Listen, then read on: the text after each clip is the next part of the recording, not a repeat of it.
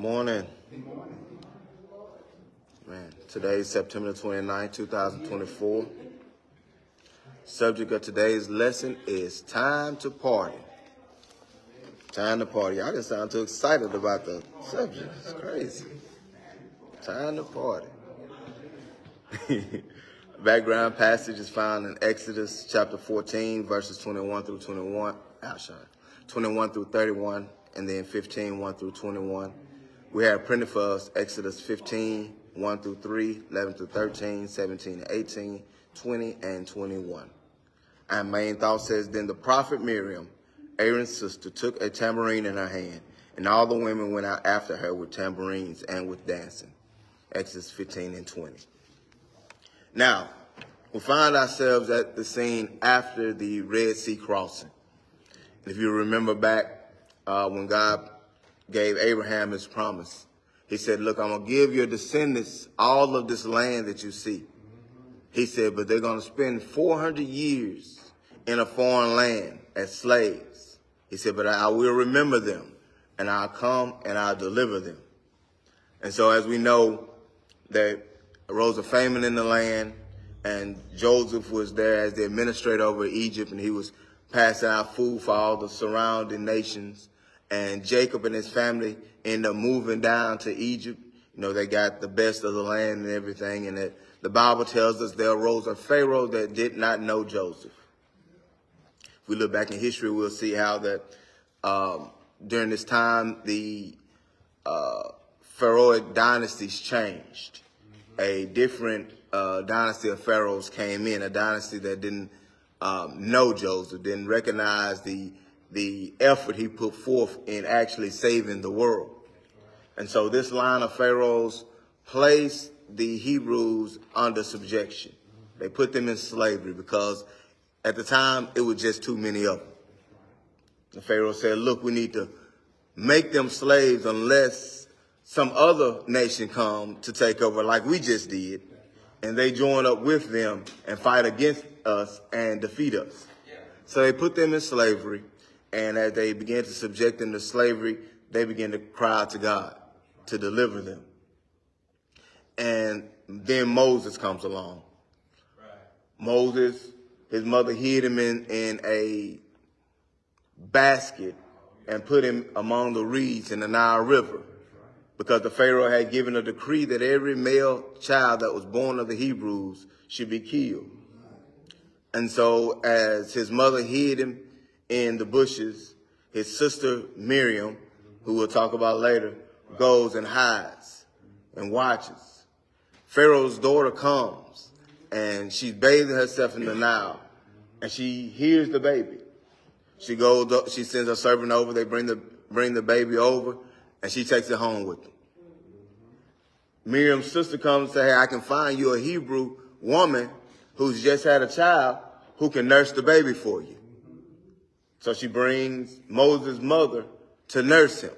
So Moses is raised in the house of Pharaoh by his own mother. Moses rises to become a grown man. And I can imagine his mother has been teaching him about the promise that God had made to Abraham, teaching him about who he is, that even though we're in the palace, we are not Egyptians. And Moses, he goes out to see how his brethren are doing out in their labors. He goes out and he sees a Egyptian beat a Hebrew. And so Moses rises up and he strikes him and kills him, hides his body in the sand. The next day he goes back out. He sees 2 Hebrew slaves into it. He come between them and said, brother, y'all ought not to be fighting. One of them say to him, oh, you going to kill us like you did the other? And there was a bush that was on fire. What we got to remember is that in this area that he was in, bushes catch on fire all the time because it's a dry land. Any type of spark can cause a bush to catch on fire. But what caught Moses' attention was that the bush was on fire, but it wasn't burning up. So he turns to look at this sight and hears a voice call out, Moses, Moses, remove the sandals from your feet, for the land where you stand is holy ground. Moses removed the sandals. He goes over. He begins to talk. God said, look, the cry of Israel has come to my ears, and I'm going to send you to deliver them. That's important. Remember that. The cry of Israel has come to my ears, and I'm going to send you to deliver. And so Moses and God go back and forth, and Moses gives his excuse. I really can't speak that well. My tongue is slow. And God say, well, look, ain't I made man's mouth? And I'm the one that causes man to see, causes man to speak, causes man to hear. And they go back and forth, and God began to tell him all the things that he's going to do to deliver Israel. And then Moses tell him again, well, since we began talking, even until now, my speech hasn't gotten any better. Yeah. And then God said, you know what? I tell you what. Your brother Aaron coming to see you, right? I'm going to let him speak for you. He said, I'm going to make you God to Pharaoh, and Aaron going to be your prophet. That's important. Remember that. He said, I'm going to make you God to Pharaoh. Aaron going to be your prophet. Moses goes down to tell Pharaoh that God says to let his people go. So let us go into the wilderness, about a 3 days journey, because we need to make a sacrifice.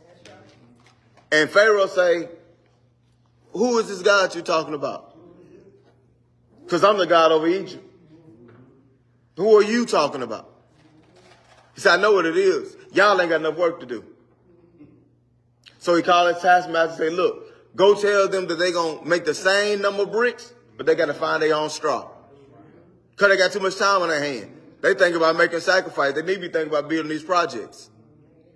And so the labor begins to get harder.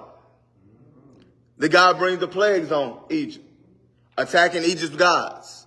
He attacks the Nile, brings frogs, dust, gnats, locusts, lice, darkness, all of these things, all the way up until the killing of the firstborn.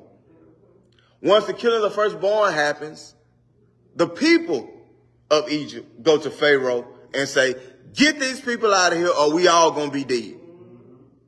So they forcefully make them leave. When they leave, Pharaoh thinks about it. He said, wait a minute. Who going to build these buildings? We done let the slaves go. Man, y'all go bring them back. So he sends his army to bring them back. So they're out in the wilderness. Mountains on either side. The Red Sea in front of them. Pharaoh's army behind them. And they begin to cry out to Moses. Moses, is it because there were not enough graves in Egypt that you brought us out here to this wilderness to die? Didn't we tell you to leave us alone and let us serve the Egyptians? Y'all ain't said nothing like that. You said, God, they killing us. They making us work hard. You promised to deliver us. That's what y'all said. But when situations got hard, times got rough, they want to blame folks instead of looking for a solution. And don't we find ourselves in that same situation sometimes? When things get hard in our life, instead of finding a solution, we want to blame everybody for the situation that we're in. When if we had not asked God for what we asked him for, we wouldn't be at the place that we are in order to be able to see God's power. But then when we get to the place, because we ask him to move mightily in our life, but when situations come about that need him to move mightily in, we mad because we in the situation. That's what we do. We just like them. And so they cried out to Moses. Moses, go to God. You know what God said to Moses? What you crying to me for? Go back and read it. Exodus chapter 14. Go back and read it. God asked Moses, what you crying to me for? Tell the children of Israel to go forward. You split the sea and cause them to walk across on dry land. Why are you telling them that? I done made you God. Moses already told you that a while ago. I done made you God. Aaron your prophet. So guess what? These your people deliver them. Because anytime the people would do something stupid once they got in the wilderness, like worship and golden calf and all that, anytime they do anything stupid, God would say, what are your people done? And Moses said, no, them your people. And so he stretched forth the rod. When he stretched forth the rod, the Bible tells us that God calls us a strong east wind to blow. The strong east wind blows all night. Now, if we remember, God was leading the children of Israel by a pillar of cloud by day, pillar of fire by night. Now, this pillar is like a big beam. Y'all ever seen them alien movies? When the UFO come and they send out that laser beam? That's what that pillar was like. A beam like that. So keep that in your mind because you can see what he was leading them. But when they got to the Red Sea, instead of going ahead of them, he came up and came behind them. So now there's a pillar of fire between Pharaoh's army and the children of Israel while he blow the waters back so they can't attack him. So he blows the waters back all night long. Moses calls the children of Israel to walk across on dry land. They get across on dry land. God tells Moses, stretch forth your rod again. Bring the waters back to their place. God lifts up the pillar of fire. The Egyptian army rushes in because they walked across on dry land. We're going to walk across on dry land. They rush in. When they get in the midst of the Red Sea, the Bible tells us that God took their wheels off the chariots. That's crazy. God gave them flats. So now they can't drive their chariots because they ain't got no wheels. Moses stretches out the rod, the waters come back and they drown all of them. The children of Israel see all the Egyptians drown. Then they see their bodies washed up on the shore. Then they got excited because guess what time it is? It's time to party. Because I done just got delivered out of Egyptian bondage. Came to my Red Sea situation where it seemed like there was no way out. And as the songwriters say, God made a way out of no way. And so now, it's time to party. Let's go with verse number 1. Y'all like the introduction? That's one of my best introductions yet. Well, if I keep on, I'm going to get good at this, y'all. I'm telling y'all. Y'all watch and see. It says, then sang Moses and the children of Israel this song unto the Lord, and spake, saying, I will sing unto the Lord, for he hath triumphed gloriously. The horse and his rider hath he thrown into the sea. So Moses broke out in song. Because when God does something for you that is this miraculous, your heart can't help but to sing. Can't help but to sing. And so he broke out in song. He says, I will sing to the Lord, for he had triumphed gloriously. He done thrown the horse and the rider in the sea. The Lord is my strength and my song, and he has become my salvation. So the Lord is my strength, because all the power that he showed to deliver them out of Egyptian bondage. He is that song, because he gave them a reason to sing. And now that he saved them completely, because the army dead, we see him over there on the shore. Now he's become my salvation.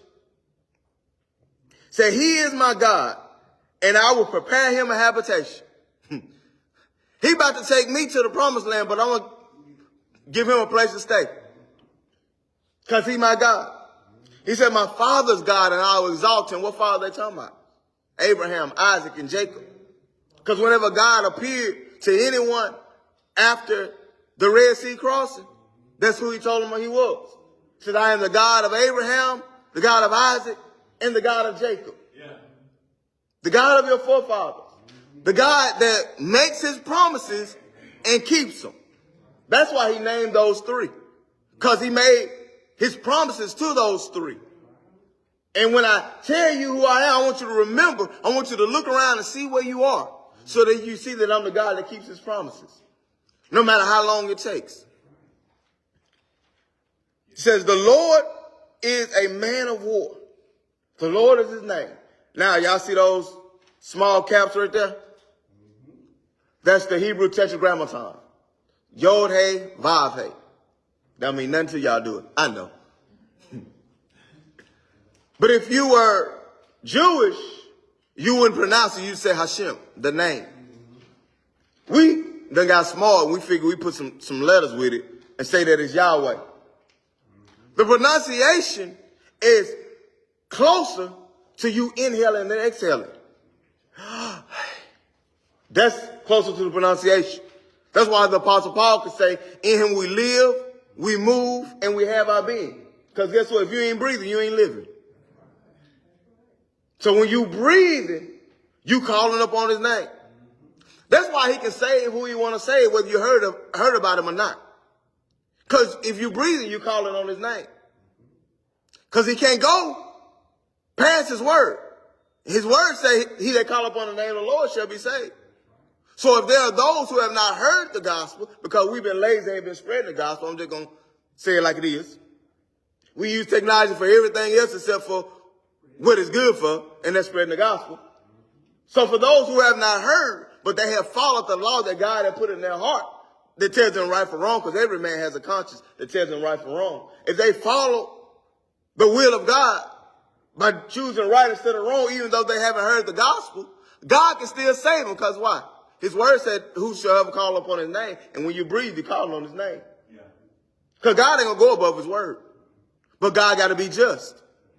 He got to be just. Because he can't let us, who profess his name, and then live any way we want to live, be saved. Because we trust in Jesus, and not let those who never heard of Jesus be lost, even though they've done their best to follow the will of God as they know it, because they followed their conscience. God had to be a just God. And that's how he is a just God. See, that was a side lesson. Y'all can write that down. That's for later. That's a different talk for a different time, but we'll get on that, in the next few months probably. So what they're saying is Yahweh is a man of war. Yahweh is his name. You know why they said that? Who's God fighting against here? The gods of Egypt. The gods of Egypt. Because if you go back and you go to the 14th chapter, right before we get to where we are starting in our lesson, you'll see where God says that when they see what I do here today, when they see what I do here today, they'll know that I am. When they see what I do, y'all probably ain't seen Deadpool and Wolverine movie. That's a good movie to me, y'all. I'm sorry, but Gambit is my favorite X-Men.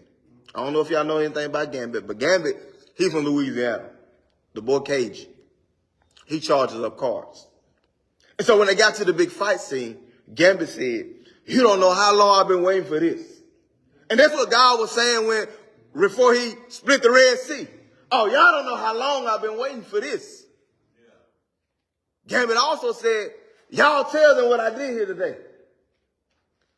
That's what God said was going to happen. Is what I do here today, they going to remember how I defeated all of the Egyptian gods. That's why they say Yahweh is a man of war.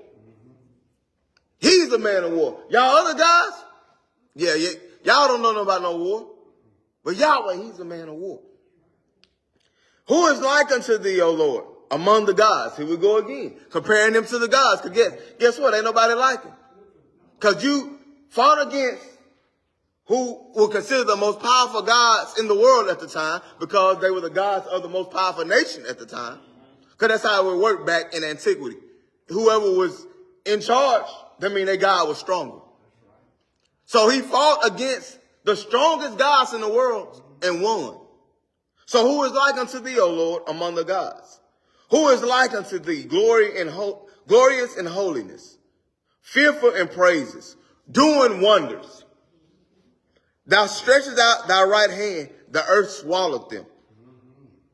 Thou in thy mercy hast led forth the people which thou hast redeemed.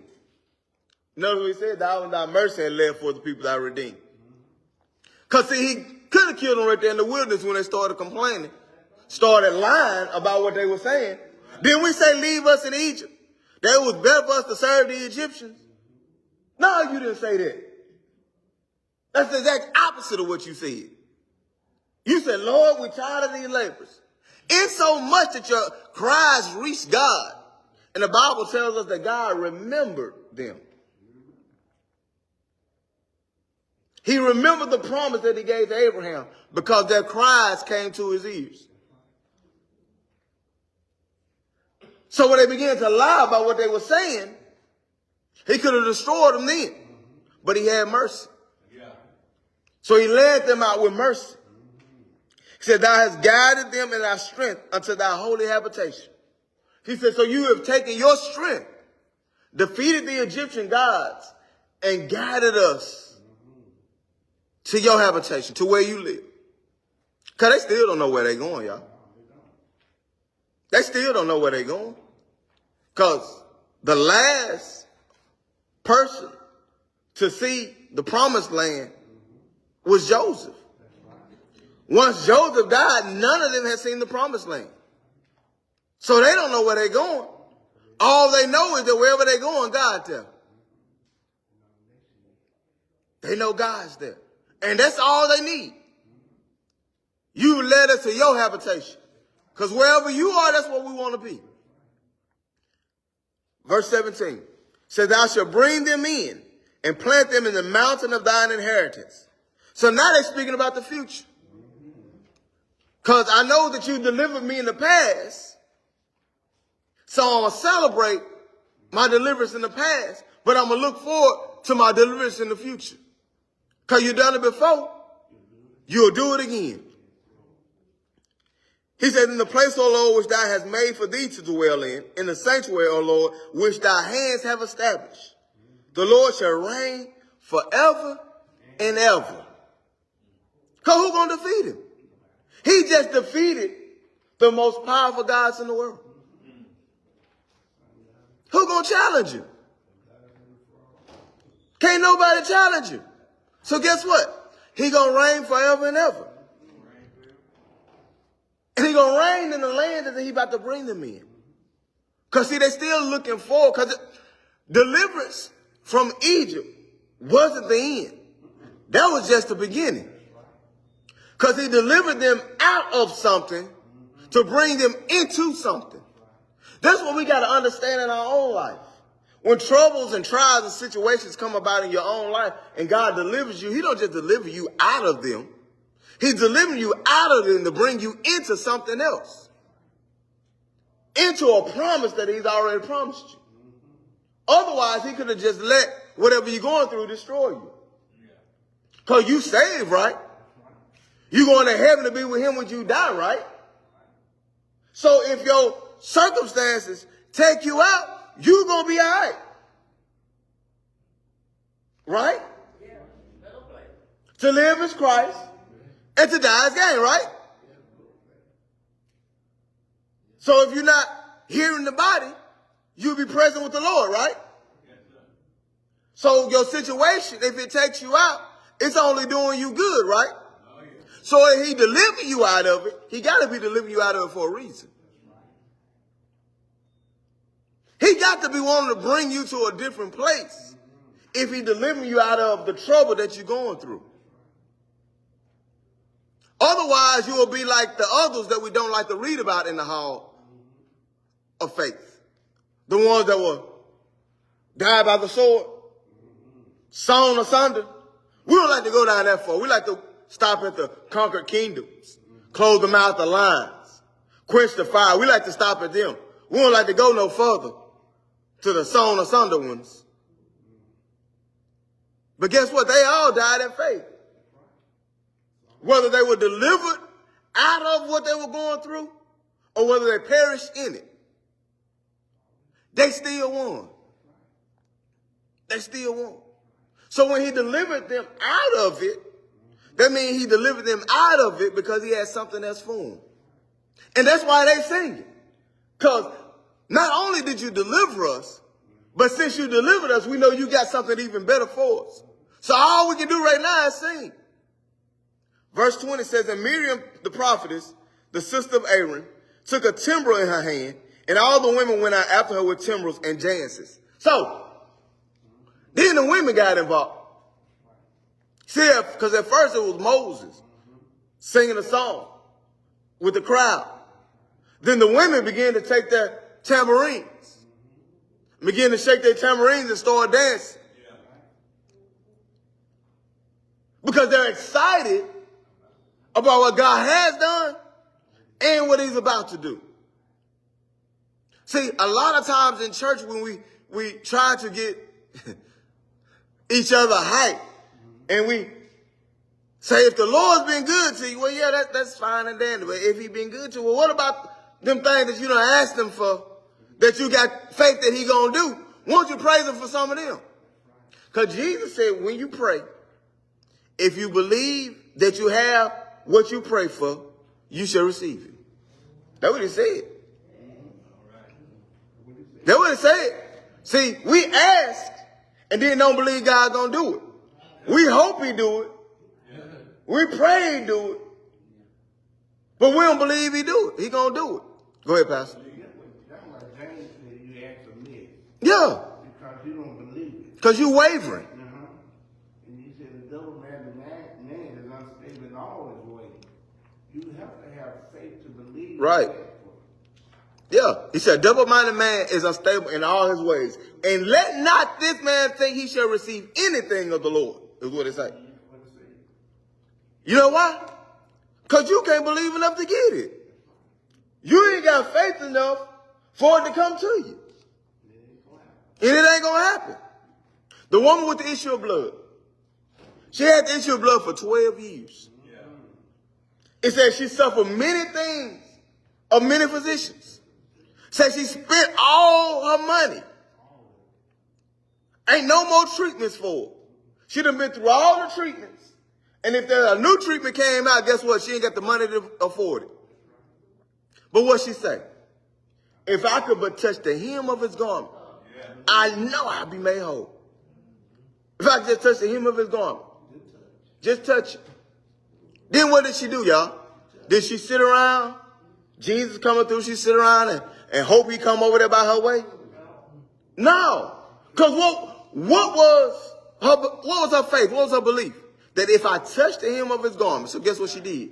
She went through that doggone crowd, pressed her way. The Bible said pressed her way through. Because the people were surrounding him. He in the middle of the crowds all around him because everybody want to get next to him. It said she pressed her way. So she moving folks out the way and everything. Now she making everybody unclean all the way through. But she don't care. Because this ain't about y'all. This is about what my faith tells me going to happen. I'll touch the hem of his garment. Guess what I'm finna do? I'm finna go touch the hem of his garment. Because her situation had got desperate. It had got desperate. And sometimes for us, our situation got to get desperate for us to really trust and believe God going to deliver. For us to try some stuff that we don't really need to be trying. Because honestly, she wasn't supposed to touch nobody with the issue of blood. She supposed to have herself separated. So according to the ceremonial law, she was sinning. That's tough, y'all. She was doing the wrong thing, y'all. I want y'all to understand this. She was doing the wrong thing for the right reason. That's why it's so important to be led by the Spirit, y'all. That's why it's so important to be led by the Spirit. Because if she just followed the letter of the law, guess what would have happened? She never would have got her healing. By following the letter of the law. The Bible tells us that the law killeth. I ain't say letter. I said letter. The letter of the law killeth. But the Spirit maketh alive. She had to follow the letter of the law, she would have died with her issue of blood.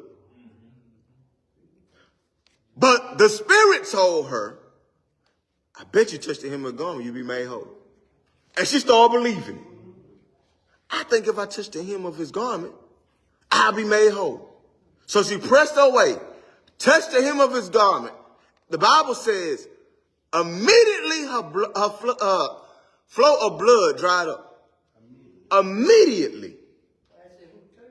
And Jesus said, who touched me? And the disciples say, are you serious? All these folks around you. You asking, what you mean? Everybody touching you, Jesus? He was like, no, I felt virtue leave. Like this was a different touch. See, somebody touched me with some faith. And see, that's what we got to understand when it comes to dealing with God. We got to touch him with faith. That's why in Hebrew it tells us to boldly come to the throne. Boldly come. Come like you're going to get what you came to get. You'll get it. The Bible tells us that when she was found out, that she came and told him everything.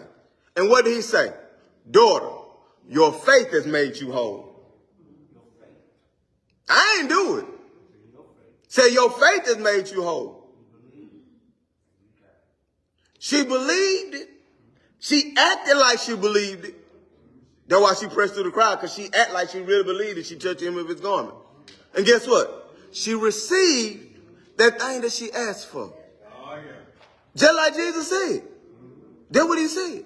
And that's why they dancing here and playing that tambourine, talking about you going to bring us into this inheritance that you promised. Cause they dancing like he done already did it. They don't know it's going to be 40 years down the line. They just came from Egypt yesterday, literally. But God made a promise to Abraham that I'm going to give your descendants this land. They're going to go down into a foreign land and be slaves for 400 years. That happened. He said they're going to cry out to me. I'm going to hear their cries and I'm going to deliver them with a mighty hand. That happened. So then I thought about, well, he said he's going to deliver us with a mighty hand and bring us into the land that I promised. So we went down to a foreign land and served as slaves for 400 years. Check. He delivered us when we cried out to him. Check. Oh, yeah, the next thing on the list, we going to the promised land. Oh, we might as well go and start praising him now because he ain't lied yet. And that's the same way we got to trust God in our own life. Oh, yeah. Think about all the things that he has brought you through. All the promises that he's already kept. And then guess what? You can sing and dance and play instruments about the promises that's to come because you know that he's going to keep his word. So all the time, even when you're in your situation, even when you're in your horrible circumstance, every time is a time to party. Yeah. Oh, yeah. You know that woman. Go ahead. I was thinking, you know that woman, she already knew what he could do. Yeah. And I already seen what he had done before. What he had, so she was like, I got you. I got, yeah, because like, you got to think about it. You know. Go ahead. Yeah, no, that's it. That's all. So you got to think about it, like you said, she had already seen all the things he had done before. The different ways that he did miracles. Think about it. You got a blind man. Yeah. He won't receive his sight. Jesus take and spit on the ground. Ooh, that's good. Okay. Cause see, spit is nasty too. So he would have made him ceremonially unclean by spitting on it. But that's neither here nor there. Cause I guess that's why the woman figured, well, if he can spit on the ground and open a blinded eye, then I can take my bloody unclean self through this crowd and touch folks and I'll be all right. But anyway, so he spit on the ground, put the mud on the guy's eyes, told him to go wash. The guy come back wash. He said, man, I can see a little bit. He said, I see men walking, but they look like trees. He told him, go wash again. He would go wash again. The Bible says he come back seeing. 2 blind men come to him and say, son of David, have mercy on us. He said, what will you have me to do on you? That we receive our sight. He said, may it be unto you as you want. They received their sight. He ain't spit on the ground. None of that. He ain't touched none of that. They just received their sight. 10 lepers. 10 lepers. Screaming unclean. David. Son of David, have mercy on us.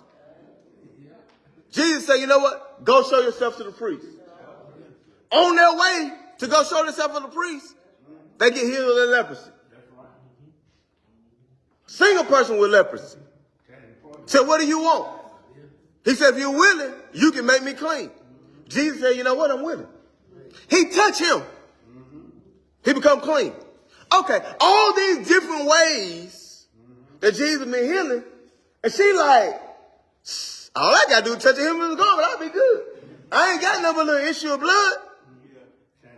Yeah, time to party. Because guess what? If he can heal with some mud, with his word, while they walking and just touching, I know if I just touch him, I'll be healed. Because she thought about all the stuff he had done before. That gave her faith that what she wanted, she could get. And what's amazing about the fact that how Jesus healed many different ways, it lets you know that just because you in the same situation as somebody else don't mean that God's going to deliver you the same way he delivered them. You both can get your deliverance, but it may come in another way. So you can't always look at the way you're going to be delivered. But your eyes need to be on the deliverer. Go ahead, Pastor.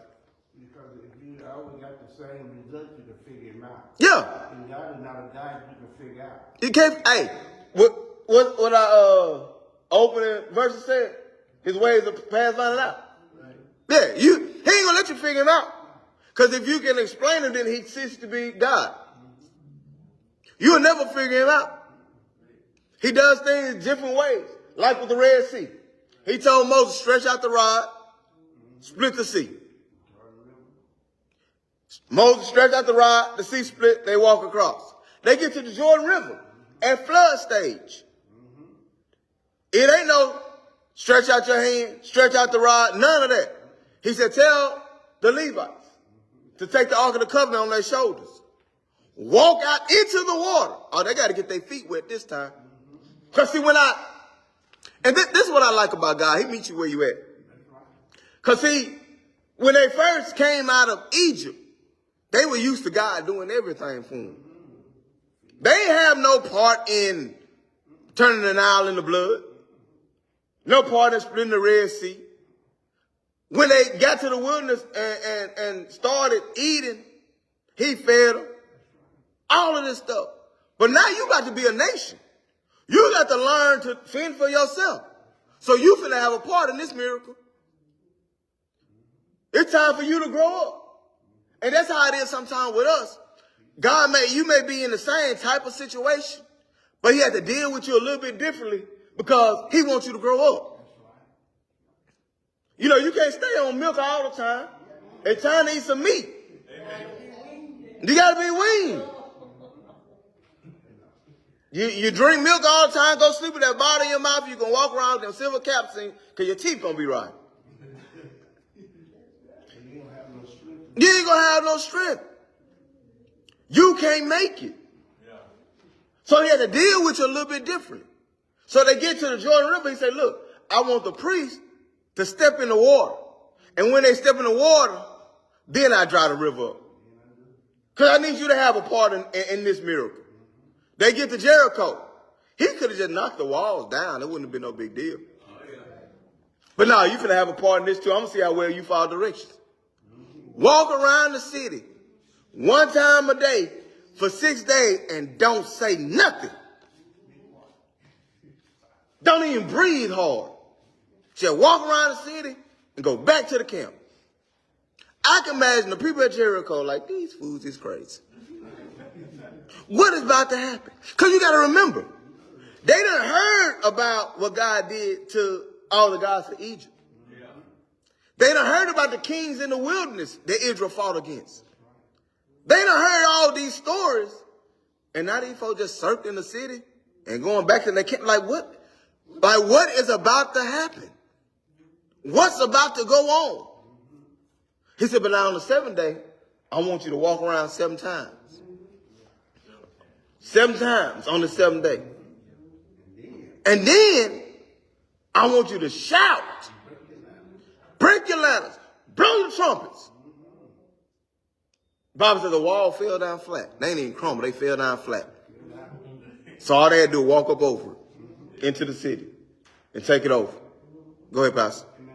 See, that's the difference in trusting in what man can do and trusting God. Yeah. See, they was in Jericho, they were trusting in themselves because they felt like the wall was their security. Yeah. And they said, there ain't no way they can. Ain't no way. But you see, when God gets involved, things gonna happen. Mm-hmm. And he broke the wall down and proved that he's God. Mm-hmm. And he, like you said earlier, about the God that they serve, all the gods you name, the God of the frog, the God of the lion, all this stuff, they were their God. Yeah. They worshiped them like they were the best thing ever. And then God come and beat them up. Right, my dad can beat up your daddy type stuff. And that's what happened. And so when he delivered them out of that, brought them across the Red Sea on dry land, man, their heart couldn't help but praise him. Like, ain't nothing to do now but celebrate. Like, we finally, it's been 400 years. 400 years, they've been slaves. For 400 years. And God free them in a day. Like, it ain't like in the United States, pass legislation And not all the states want to agree with it. And Texas didn't even tell they folks that they was free. And it wasn't like that. In a day, they went from being slaves to being free. In a day. Man, do you know how excited I would be? I probably would have jacked me in for one of the... Give me this, Tim. Like, for real. I ain't got to go and find no straw, make no bricks to build no building. Man, you crazy. Moses, give me the mic, Moses. I got a verse. Like, for real. Man, they was excited, mother. They was excited. Go ahead, Pastor. You know how hard they were working in Egypt? Right. You know, we don't get the concept of them working, making bricks. You go and get your own straw. That was hard work. Hard work. I mean, that was work that you just couldn't hardly go. Right. And the thing about it, it wasn't like it was a straw mill over there somewhere. They had to go find straw. Just randomly. Go find straw. Then come back and make the brick. And then use the brick to make the building. Like, really? Like, because I don't know if any of y'all ever had an experience of building no house or looking at the contractor while they building the house and they get ready to brick it. They ain't got to make the bricks. You buy them, the folks deliver them. They put the brick down, put mortar between it, brick mortar. That's all they got to do. They ain't got to go get the materials, make the brick, put the brick in the oven to bake it, wait on it to cool, and then build it. All they did was put the brick on the house. They was doing all of this. And then they would build. See, I want y'all to do something. Use y'all technology for something that's, beneficial for you. Go and look at some of the monuments in Egypt. And think about having to build it by hand with no cranes. Y'all do know they didn't have cranes, right? Wasn't no hydraulic jacks. None of that. Y'all realize that, right? Wasn't no cement trucks. Yeah. They had to build the scaffold to get up to the height to put the bricks on. So all the tools that they had to build the tools. That's hard work. And they've been doing it for 400 years. And now, when I wake up in the morning, I ain't got to go back. Y'all. When I leave the factory, it ain't got to wake up and go back in there no more. I'm going to be excited. Can you imagine? Can you imagine waking up and not having to go and work so hard that you don't know whether or not you're going to live or die that day? Because that's the kind of work they was doing. In the heat, you got to remember that how close Egypt is to the equator. Y'all think Mississippi hot. It's hot there. And then it's a dry heat because it's desert. See, for us, it ain't even the heat, it's the humidity. It's just stuffy. For them, the sun is scorching. That's why they have all them clothes that be wrapped up. You be thinking, well, it's hot. Why are they wrapped up? So the sun won't burn them up. Because you'd rather have some kind of covering to keep the sun from scorching you than to be uncovered and let it scorch you. Yes, ma'am. Okay. And so imagine going through all of that, waking up early in the morning, working till late at night, hard, blistering work, and in a day you ain't got to do it no more. Now you on your way to a land that has been promised to you. A land that flows with milk and honey. That means the land has abundance in it. You ain't going to have to struggle to make it. All in a day. I mean, what else you going to do but dance? Ain't nothing to do then but party. I'm acting a fool. I don't know about y'all. See, I'm a little different. I'm getting the tambourine, Pastor. I'm getting the tambourine. I'm getting it. And I'm shaking it. And I'm dancing. And I'm singing. I'm doing all of it. Okay, thank you. Can I have it? I can? Okay. And so what they were doing was they were showing just how much appreciation they had for God because of not only what he had delivered them from, but because of the promise of what was to come. The promise of what was to come. Verse 21, and then I'm done. And Miriam answered them, sing ye to the Lord, for he had triumphed gloriously. The horse and his rider hath he thrown into the sea. So they just began to repeat what Moses had said in the beginning. They began to repeat it, like the chorus of the song. And so, what I want y'all to do is, when you're looking back over your life, don't just look at what God has brought you from, but think forward to the promises that he's given you. Because if he done brought you from this far, then you can rest assured he's going to take you to the promises that he gave you. Because he delivered you for something. He brought you out for something. Like Jesus said when they was in the boat. Let us go to the other side. When he said he going to bring you there, I don't care what kind of storm come in the midst of it. A storm come that came to threaten their life in the midst of him telling them, let's go to the other side, to them actually getting to the other side. A storm so bad that they had experienced fishermen fearing for their life. They fished on the Sea of Galilee. This is where they fished at. So they knew what kind of storm they were dealing with. And Jesus back there asleep. They wake him up. Don't you care that we about to die? He like, I can imagine him wiping the sleep out his eyes. Peace. Be still. How you didn't believe I told you we going to the other side? And I can imagine he went, laid back on that pillow because I'm tired, y'all. And they amazed. What kind of man is this? That even the wind and the sea obey him. But he told them we going to the other side. The same way would God tell you in your life, just like he told Abraham for the children of Israel. Yeah, they're going to be in this foreign land for 400 years, but I'm going to bring them out and bring them to the promised land. That's why they were singing and dancing, because he done brought them out. So the next step is the promised land.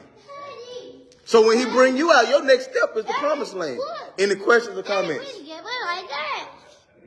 No questions, no comments, that's all I got.